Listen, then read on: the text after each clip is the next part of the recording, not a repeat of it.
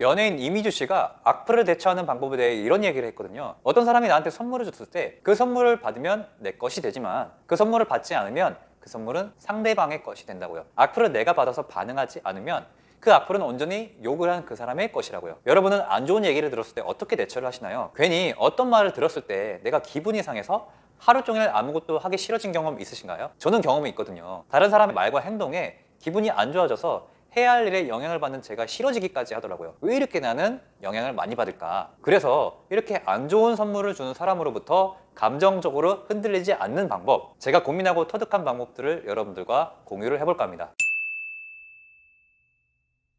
제가 고민하고 터득한 방법 중 하나는 바로 생각의 전환이거든요. 이미지 씨의 경우처럼 그 선물을 받지 않는 걸로 결정을 하는 거예요. 쉽게 풀어보자면 우리는 비난과 욕과 짜증을 많이 받았으니 화가 나고 짜증이 나고 불쾌한 건데요. 근데 받지 않은 것으로 결정하면 감정이 잘 일어나지 않는 거죠. 즉 내가 보고 듣고 느끼는 모든 것은 내 것이지 상대방의 것이 아니다. 이 개념을 좀 공부해보면 될 것 같아요. 이 관점은 이해하기 좀 어려울 수도 있고 오히려 나를 불쾌하게 만들 수도 있습니다. 근데 한번 들어보면 이게 세상을 살아가는데 얼마나 편한 관점인지 여러분들도 알 수 있으실 거예요. 자세한 예시로 여러분들께 설명을 드려볼게요. 예를 들어서 첫 번째는 길을 가다가 어떤 모르는 꼬마가 바보래요 바보래요 이렇게 놀린다고 가정을 해보죠. 그때 당신은 기분이 나쁜가요? 보통은 안타까운데 좀 정신이 좀 모자란 아픈 꼬마가 아닌가 이렇게 생각을 하면서 넘기겠죠. 자, 두 번째 케이스는 유명한 현아 짤이 있죠. 제가 너무 옛날 예신 것 같아서 좀 민망스럽긴 한데 현아가 이 바보야 라고 하는 짤입니다.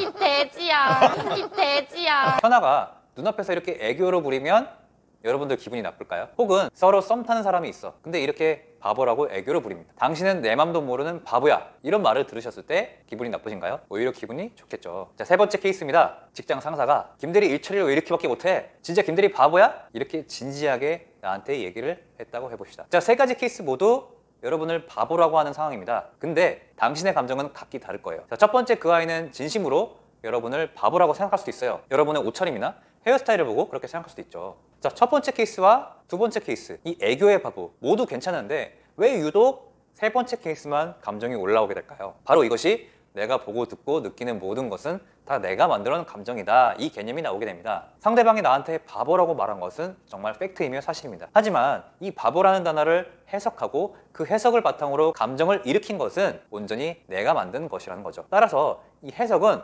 온전히 내가 만든 주관적인 판단이라는 거예요. 오로지 내가 만든 해석인 거죠. 여기에서 정확하게 분리가 일어나면 다른 사람들의 말을 듣고도 아무렇지도 않을 수도 있습니다. 즉 내가 만든 해석이라는 것을 인정하게 되면 감정의 동요가 처음에는 일어나다가도 점차 감정의 동요가 일어나지 않을 수 있는 거죠. 처음에는 정말 어려울 수 있습니다. 근데 열심히 수행을 하다 보면 이게 내가 만든 거구나, 상대방에게 이렇게 차분한 마음으로 내 마음을 들여다볼 수 있게 되는 거죠. 그러면 내가 감정적으로 반응하는 게 아니라 내가 차분한 상태로 상대방에게 내가 원하는 말을 하거나 사과를 요구하거나 이렇게 대처를 할 수가 있게 되는 겁니다. 그렇게 말한 건 그 사람의 생각, 그렇게 말한 건 그 사람의 말, 그렇게 말한 건 그 사람의 태도, 그것에 대해서 반응하는 건 나의 해석, 나의 생각, 이렇게 분리를 하는 겁니다. 그 사람의 생각을 해석하는 건 내 생각이고 그 사람의 말을 듣고 기분이 나쁜 건 내 감정이고 그 사람의 태도를 보고 화가 나는 건 내가 만든 화구나, 이렇게 분리를 해서 보는 겁니다. 이게 초반에는 굉장히 폭력적이고 괴로울 수가 있습니다. 어떻게 생각하면 상식적이지 않게 들릴 수도 있거든요. 그 사람이 나한테 비난하고 욕을 했는데 이게 다 내가 만든 감정이라니. 저는 지금 잘잘못을 따지는 것이 아니라 우리가 인간관계를 할 때 어떤 관점에서 생각해야 되는가, 그리고 내가 편안하려면